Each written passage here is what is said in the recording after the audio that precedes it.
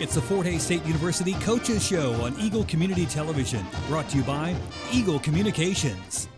Hello, everyone, and welcome to another edition of Tiger Talk. This is Gerard Welbrock, and we'll be talking some Fort Hays State men's and women's basketball over the next 30 or so minutes. Women's coach Tony Hobson joins us in just a little bit. A little bit later on, it'll be men's coach Mark Johnson. Both teams picking up some big wins this past week. Road wins at Newman University on Tuesday, and then a couple of wins over NAIA foes at home on Saturday as they gear up for MIAA play. Believe it or not, it's here Thursday night. Central Missouri comes to town for a 5:30 and 7:30 doubleheader. And then on Saturday afternoon, Missouri Western rolls into Gross Coliseum. So conference play is right around the corner, and we'll take a preview look when we return. The program brought to you again by Whiskey Creek Wood Fire Grill, 3203 Vine in Hays, where the fire's always burning. We'll take our first break. Head women's coach Tony Hobson is next. You're listening to Tiger Talk.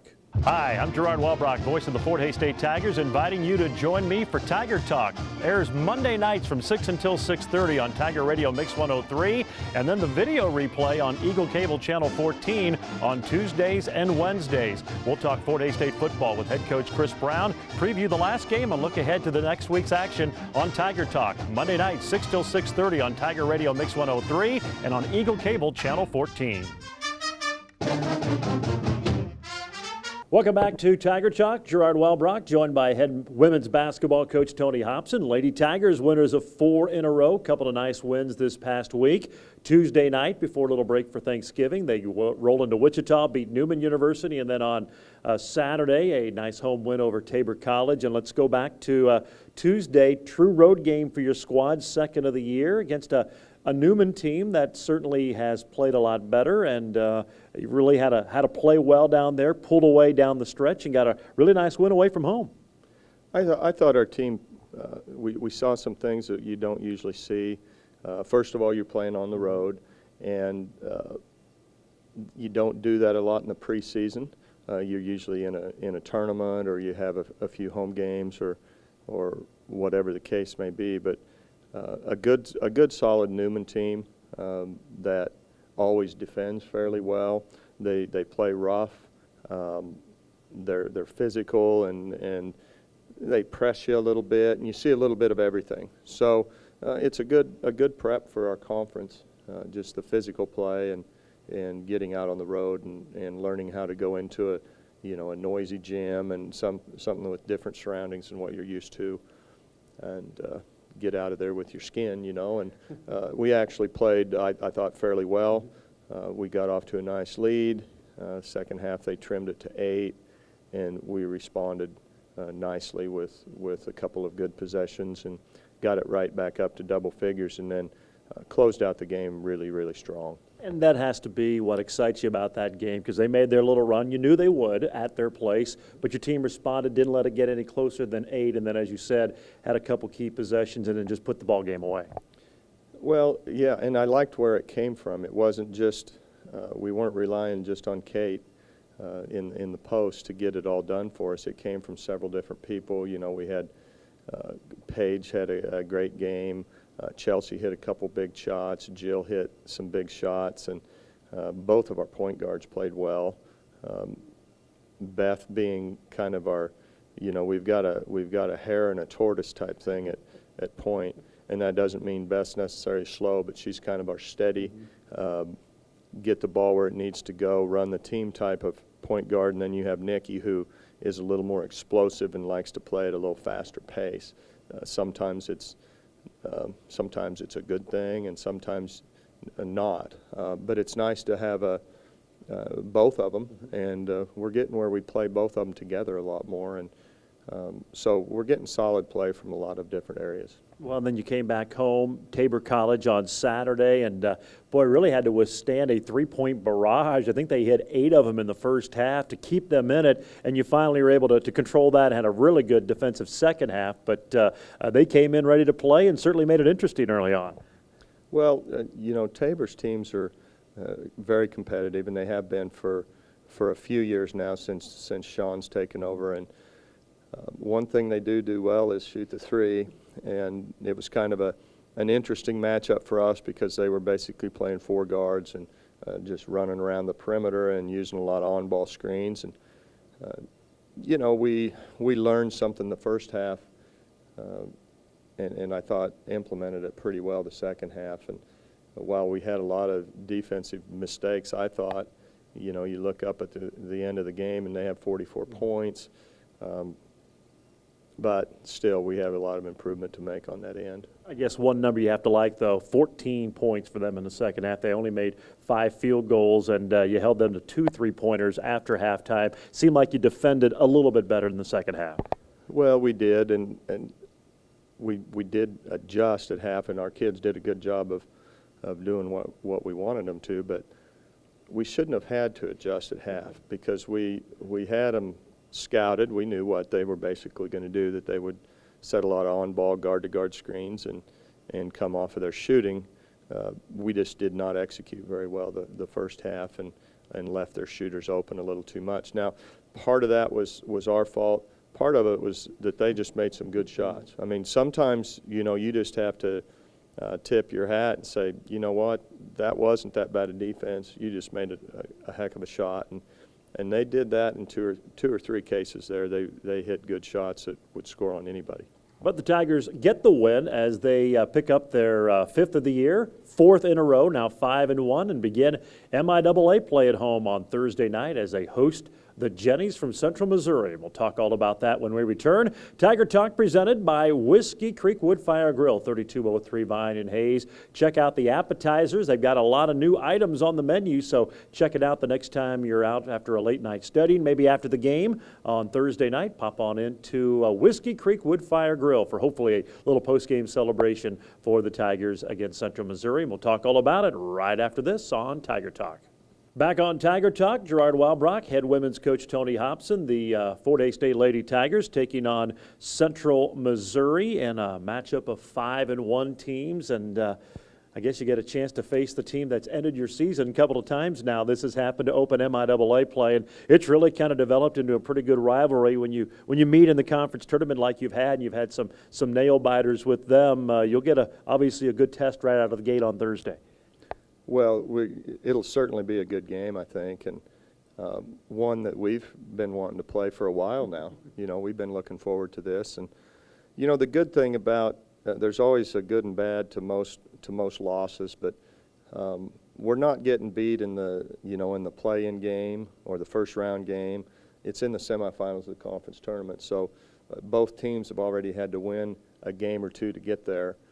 So it's a good place to play a highly competitive game. And boy, the last 2 years have been just down to the last possession, and one of them was overtime, and the other one was decided in the last 20 seconds. And I know one of those games was missed free throws on our part, and we've made good comebacks on them. They've made good comebacks on us, and really developed into kind of a rivalry for somebody that's 4.5 hours apart. So. Our kids are familiar with each other. They've seen a lot of Kate Lehman and Carrie Ann and Beth, and we've seen a lot of their seniors and juniors also. So pretty familiar with each other, and it'll just be a matter of which team, shows up and executes and is wanting to win on Thursday. I think that's what it'll come down to. Well, they don't have Kiana Flax anymore, and she was an outstanding talent, but they still have some remnants from last year's team that was very, very good, obviously, and they always have an influx of players, and they always have players step up to fill those voids. What's it like for them this year? Well, they lost their 2 leading scorers. You lose a player like Flax, everything kind of revolves around her, and what she gave them was somebody at the end of the games to close it out. If you look back at their scores last year, they had, I think, 6 wins of 2 points or less that were won in the last minute, and that was all her. And somebody that can score it herself or make a free throw or drive it or hit a shot or assist. And boy, when you get those type of players, they're just down the stretch. They're just really, really valuable. So they did lose. They did lose their 2 best scorers, but they have the Howard girl, a 6'3" girl inside. That's a very good player. Winkleman, who's a 3-year starter.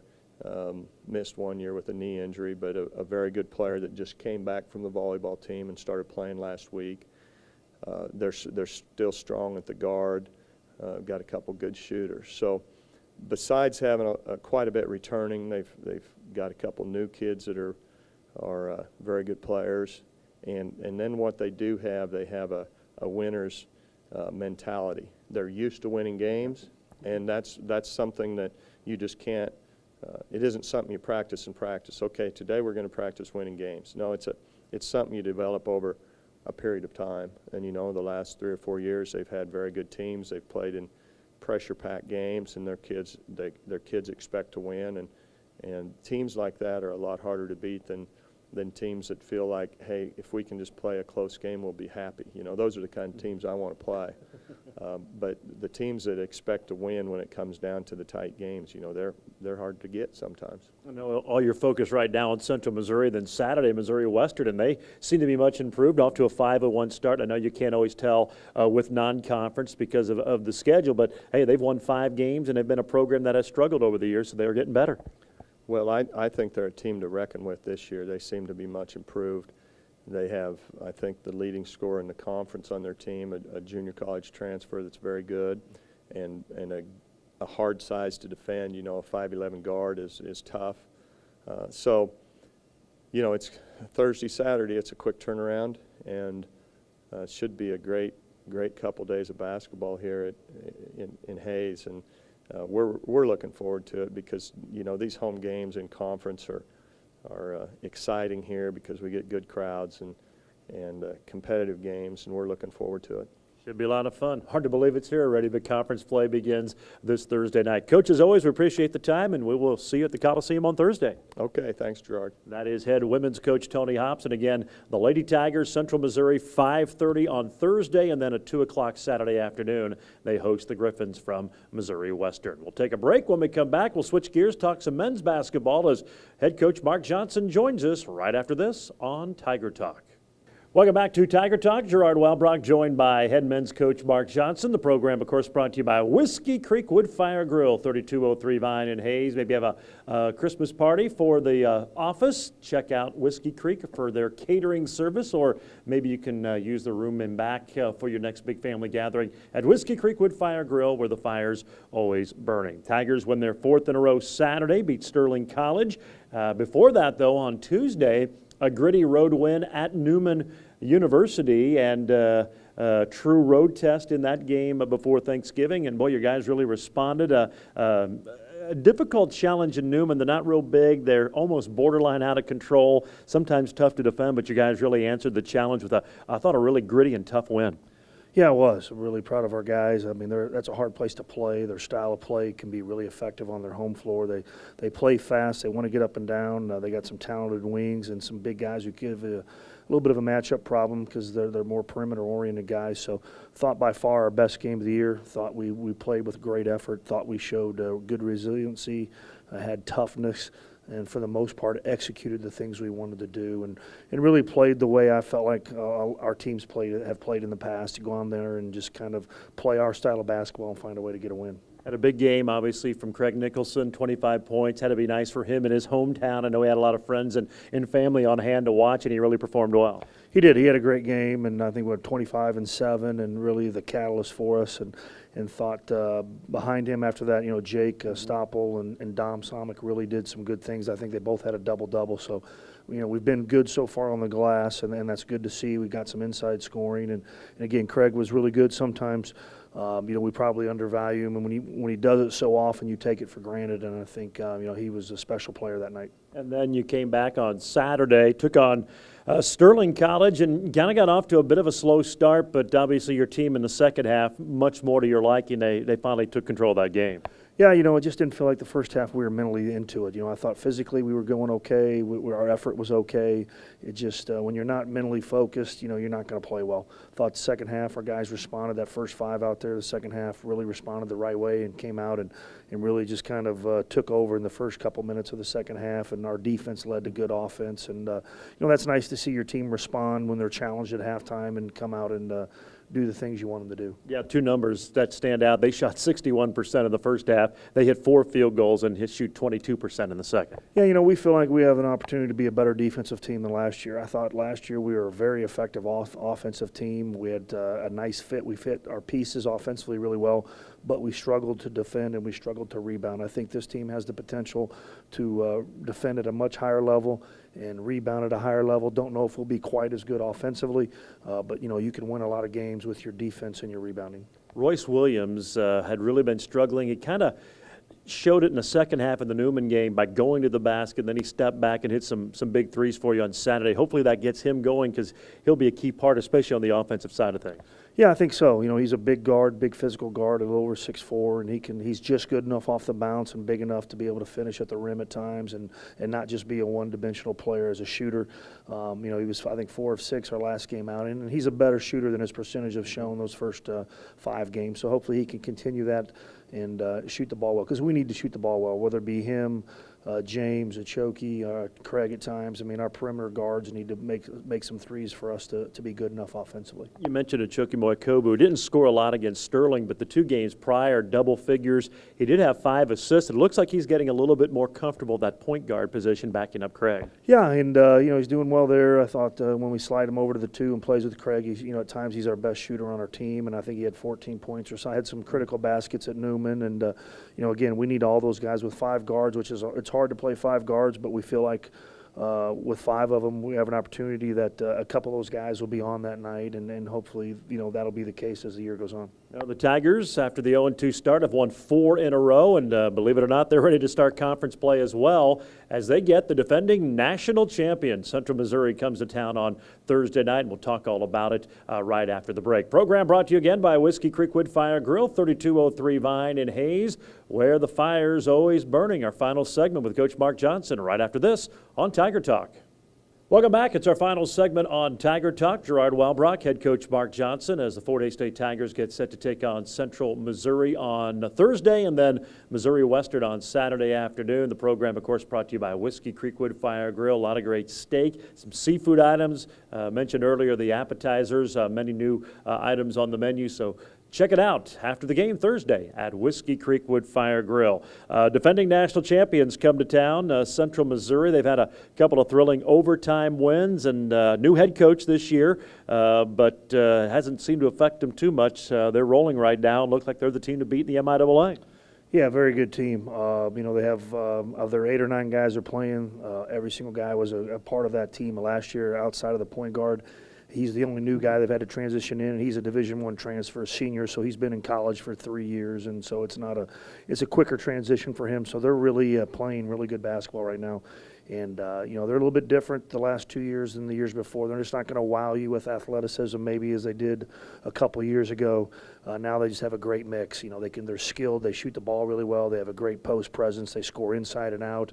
And they just seem to be a really good fit as a team here. And we're going to have to play very hard and very smart and probably pretty well if we want to win the game. And this has really developed into a pretty good rivalry. Mainly, you've battled with them for some conference titles, both regular season and postseason. Both have had their fair share of success going to the NCAA tournament. So it's really developed into a pretty good rivalry, and as you said, a good indicator right off the bat where you stand and where you need to do here in the conference. Yeah, we opened up with them last year on the road and lost in overtime and felt like we really gave one away. Had some missed free throws there in the last 20 seconds to send it to overtime, and kind of left a bad taste in our mouth. But they're a great program, got a great situation over there. They're always going to be good, no matter who the coach is. Their new coach does a tremendous job also. So they're playing hard, doing what's right, and no question. When we play them, we feel like us and Central Missouri have been the 2 best programs in the MIAA since we've been in the league. The last, I guess, this is our 9th year in the league, and if you want to stay up there, you got to find a way to beat these teams, especially on your home floor. And then I know your focus is on the Mules right now, but then Saturday, Missouri Western comes to town. Then a team that clipped you at their place last year and seemed to be slowly improving that program with a new coach trying to build them back up. Yeah, it's a tough opener in the fact that we don't have a travel partner with us when we play these games against the other division. And so when we play on Saturday, it'll be Missouri Western's first conference game. And everybody gets a little more excited for that first conference game when you transition into there. And we can't let what happened like we did a year ago. We let one bad loss turn into Saturday and kind of, we didn't play our best the next game, and Missouri Western was really sky high because they are ready to go. And that's going to be the same situation. No matter what happens on Thursday, we have to turn back around and be ready to go against a team that's going to be, up and ready to be excited to open up their conference. So big week 4. Last year we got away with it because there were 2 road games and we could overcome it. You can't start your conference season off with 2 home losses. So this is a huge week for us. All right, should be a lot of fun, always interesting. Hopefully a big crowd on Thursday night as Central Missouri, the defending champions, come to the Coliseum. Coach, as always, we appreciate the time, and we will see you this weekend out of Gross. All right, thank you. That is head coach Mark Johnson. And again, the Tiger men and women at home Thursday, 5:30, 7:30 doubleheader with Central Missouri, and then Saturday afternoon, 2 and 4 o'clock with Missouri Western. The program brought to you once again today by the Hayes Med Orthopedic Institute, the Taco Shop, G&L Tire and Automotive, Golden Belt Bank of Hayes and Ellis, Adams, Brown, Barrett and Ball, Couture for Men and Women, James Motor Company, BTI, and of course Whiskey Creek Wood Fire Grill, 3203 Vine in Hayes, where the fire's always burning. For Coach Mark Johnson and Tony Hobson, this is Gerard Welbrock. So long, everyone. It's the Fort Hays State University Coaches Show on Eagle Community Television, brought to you by Eagle Communications.